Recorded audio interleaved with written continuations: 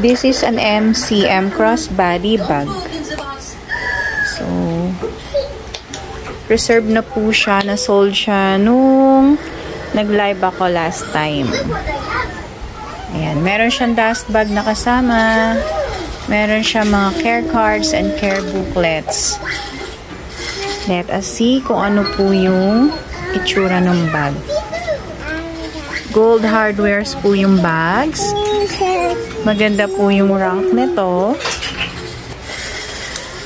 As you can see, gold pa po yung mga hardwares. Makinis pa yung bag. Ayan, yung mga zipper niya. Okay na okay pa.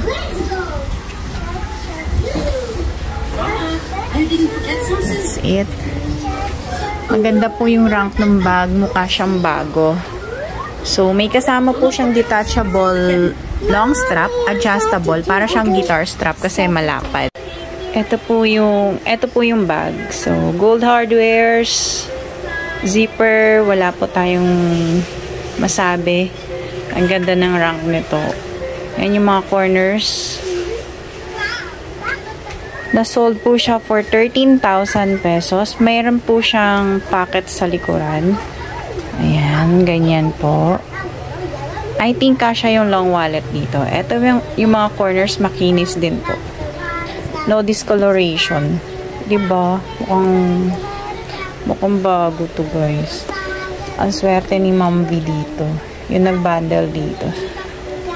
So, ayan yung kabilang corner.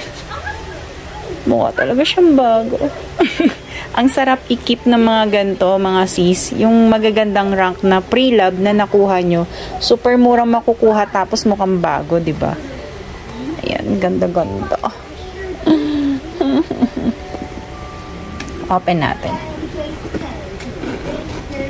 Ang dami kayong mailalaman dito. So, ayan po yung kanyang zipper pocket sa harap. Ito naman po yung pocket sa likuran. Meron siyang snap button. Ayan, ganyan. Ganda! Ito naman yung interior niya. Meron siyang dalawang open pocket. So, isa doon, isa dito. Ayan yung MCM plate, leather plate niya. Tapos meron siyang tag doon sa pocket na isa. Ayan guys, ang swerte ni Ma'am V dito. Mura nakuha. So, other sellers sells this. Tama ba yan? Binibenta po nila ito ng 25,000. Pero for me, na-sold siya 13,000 pesos. Super cheap. Sa napakagandang rank na yan. Yan. Thank you guys.